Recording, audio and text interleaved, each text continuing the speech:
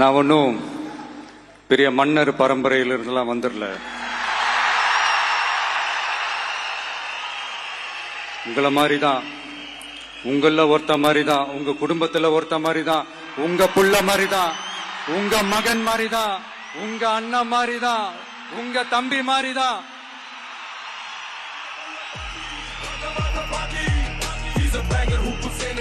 அப்படிதான் நான் உணர்றேன். நீங்களும் என்ன அப்படி நினைச்சதுனாலதான் சினிமாவில் எனக்கு ஒரு மிகப்பெரிய ஒரு இடத்த ஒண்ணு கொடுத்தீங்க. அதையெல்லாம் விட்டுட்டு உங்களுக்காக நன்றி கடன் செலுத்துறதுக்காக அரசியலுக்கு வந்த உங்க விஜய, இந்த விஜய, நீ வா விஜய், நாங்களா இருக்கோம், பாத்துக்கிறோம். விஜய் தம்பி நீ வா, நாங்க இருக்கோம். விஜய் தம்பி நீ வா, நாங்க இருக்கோம். அண்ணா நீ வாடா, நாங்களா இருக்கோம். நண்பா நீ வா நண்பா, நாங்களா இருக்கோம் சொல்லி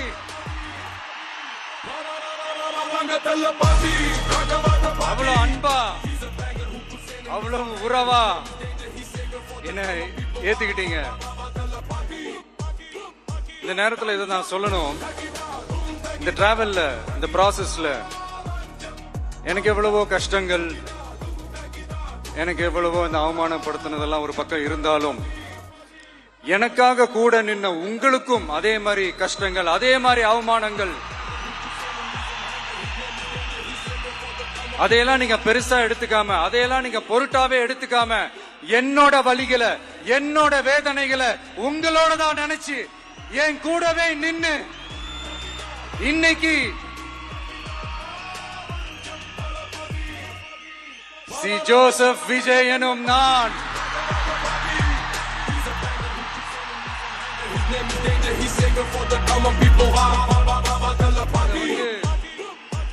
உண்மையாக்கி இருக்கிறீங்க. உண்மையிலே என்ன சொல்றதுன்னு எனக்கு தெரியல. என்னுடைய உறவுகளே, என்னுடைய சொந்தங்களே, நான் ஒன்னும் தேவதூதன்லாம் கிடையாது.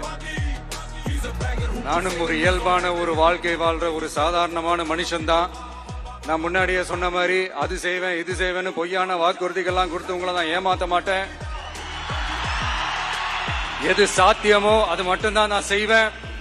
இம்மிடியேட்டா உங்க மனசுல ஒரு கேள்வி ஒண்ணு வரலாம், அப்ப சாத்தியம் இல்லாததை செய்ய மாட்டாங்களா, செய்ய முடியாதா அப்படின்ற ஒரு கேள்வி ஒண்ணு வரலாம். இத்தனை கோடி மக்கள் என் கூட இருக்கும் போது எது வந்தாலும் பாத்துக்கலாம், என்ன வந்தாலும் பாத்துக்கலாம் அப்படின்ற அந்த கான்பிடன்ஸ் என் மனசுல இருக்கு. இன்னொரு விஷயமும் நான் இங்க சொல்லணும். இன்னைக்கு நம்ம தமிழ்நாடு கவர்மெண்ட் இருக்கிற அந்த நிலைமையை பத்தி நான் உங்ககிட்ட நான் சொல்லணும். கிட்டத்தட்ட 10 லட்சம் கோடிக்கு மேல கடன் வாங்கி வச்சுட்டு போயிருக்கிற இன்னைக்கு அந்த தமிழ்நாடு அரசு இருக்கிறப்போ, கஜானாவை சுத்தமா தொடச்சி வலிச்சு வச்சுட்டு போயிருக்கிறப்போ, இன்னொரு விஷயமும் நான் இங்க சொல்லணும். இன்னைக்கு நம்ம தமிழ்நாடு கவர்மெண்ட் இருக்கிற அந்த நிலைமையை பத்தி நான் உங்ககிட்ட நான் சொல்லணும். கிட்டத்தட்ட 10 லட்சம் கோடிக்கு மேல கடன் வாங்கி வச்சுட்டு போயிருக்கிற இன்னைக்கு அந்த தமிழ்நாடு அரசு இருக்கிறப்போ, கஜானாவை சுத்தமா தொடச்சி வலிச்சு வச்சுட்டு போயிருக்கிறப்போ, தூக்க முடியாத சுமையை ஏத்தி வச்சுட்டு போயிருக்கிறப்போ,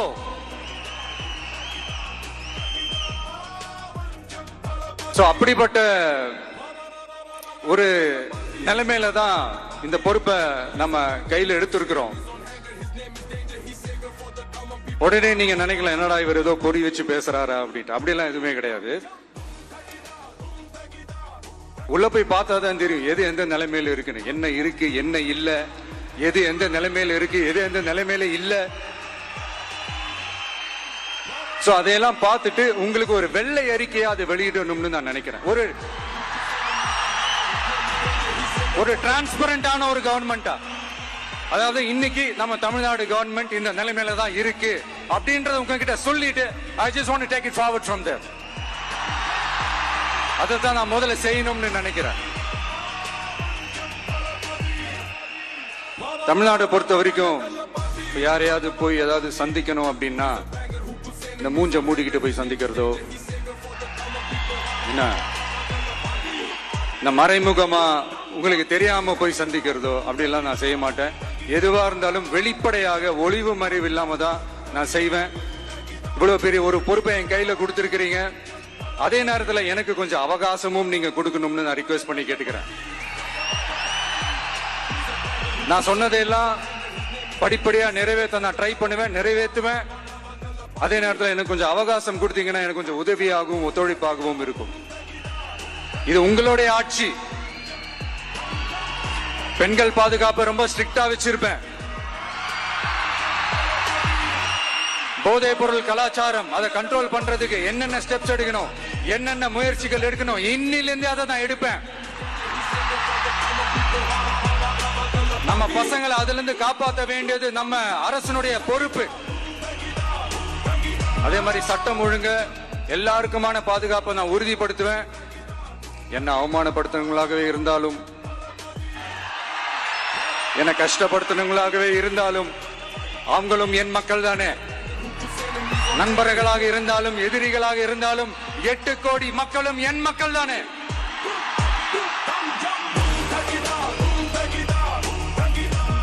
அந்த மாதிரி இந்த அடிப்படை விஷயங்கள், கல்வி, ரேஷன், மருத்துவம், குடிநீர், சாலை வசதி, பஸ் வசதி, இந்த மாதிரி விஷயங்கள்ல தான் என்னுடைய முழு முதல் கவனம் செலுத்தணும்னு எனக்கு தோணுது. நான் முன்னாடியே சொன்ன மாதிரி மக்கள் பணத்துல இருந்து ஒரு பைசா கூட நான் தொட மாட்டேன். எனக்கு அது அவசியமும் இல்லை. அது உங்களுக்கு நல்லாவே தெரியும்.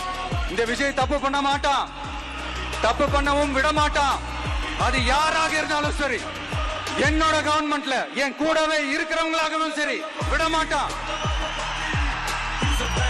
சப்போஸ் யாருக்காவது அப்படி ஒரு எண்ணம் மனசுல இருந்துச்சுன்னா, நம்ம ஜெயிச்சுட்டோம், ஒரு ஆட்டம் ஆடி பார்க்கலாம்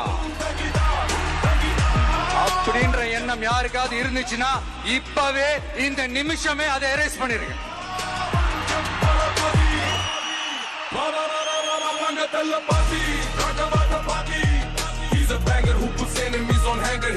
ஒரே சென்டர் தான் என் தலைமையில் உண்டான சென்டர். இந்த பக்கம் ஒரு சென்டர், இந்த பக்கம் ஒரு பவர் சென்டர், அங்க ஒரு பவர் சென்டர், அதெல்லாம் கிடையவே கிடையாது. இப்பவே சொல்லிடுறேன். பெண்கள், இளைஞர்கள், விவசாயிகள், அரசு ஊழியர்கள், ஆசிரியர்கள், உழைக்கிற மக்கள், மீனவர்கள் எல்லாருமே நம்ம டிவிக்கு அரசுல நல்லா இருப்போம், நல்லா இருப்போம், நல்லா இருப்போம். பிறப்புக்கும் எல்லா உயிருக்கும் அப்படின்றத நம்ம சமரசம் இல்லாத அடிப்படை கோட்பாடு. சிறுபான்மை சகோதரர்களே, உங்களுக்காக நம்ம டிவிக்கு அரசு கூடவே நிற்கும். உங்களுக்கு அதுல எந்த விதமான சந்தேகமும் வேணாம். இந்து, முஸ்லிம், கிறிஸ்தவர்களுக்கான முகம் தான் இந்த விஜயனுடைய முகம். அதுல 100% நீங்க இந்த விஜயை நம்பலாம். இப்படி ஒரு சூழலை ஏற்படுத்தி கொடுத்த தமிழ்நாட்டு மக்கள், ஒட்டுமொத்த மக்கள், உங்கள் அனைவருக்கும் இந்த நேரத்தில் என்னுடைய நன்றியை தெரிவிச்சு, இன்னொருத்தவங்களுக்கு முக்கியமா நான் நன்றி சொல்லணும். அது இந்த விஜய் மாமாவோட குட்டி நண்பா நண்பி.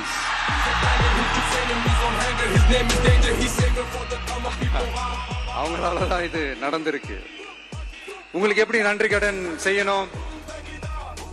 உங்களுக்காக உங்க ஃபியூச்சரை மைண்ட்ல வச்சுக்கிட்டு எல்லா நல்ல விஷயங்களையும் உங்களுக்காக இந்த விஜய் மாமா செஞ்சு கொடுப்பான். கான்பிடண்டா இருங்க. அதே மாதிரி இன்னொருத்தவங்களுக்கும் நான் முக்கியமா நன்றி சொல்லணும். உங்களை எப்படி நான் மறப்பேன்? நீங்க தான் என்னோட உயிராச்சு. தமிழக வெற்றி கழக தோழர்களே,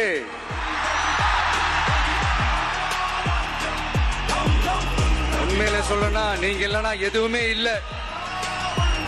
என்னோட கழக தோழர்களுக்கும், கழக நிர்வாகிகளுக்கும், வாக்கு சாவடி முகவர்களுக்கும், my dear virtual warriors,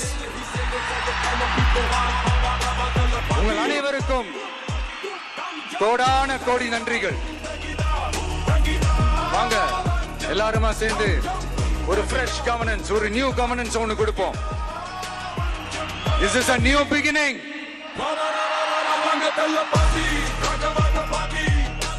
A new era of a real, secular, social justice. starts now.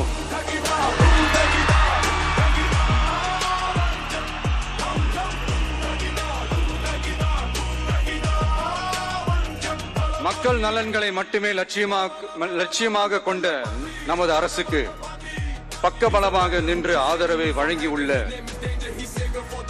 Congress பேரியக்கத்தின் தலைவர் மதிப்புக்குரிய திரு மல்லிகார்ஜுன் கார்கே அவர்களை, பாராளுமன்ற எதிர்க்கட்சி தலைவர் மதிப்புக்குரிய மை பிரதர் திரு ராகுல் காந்தி அவர்கள்,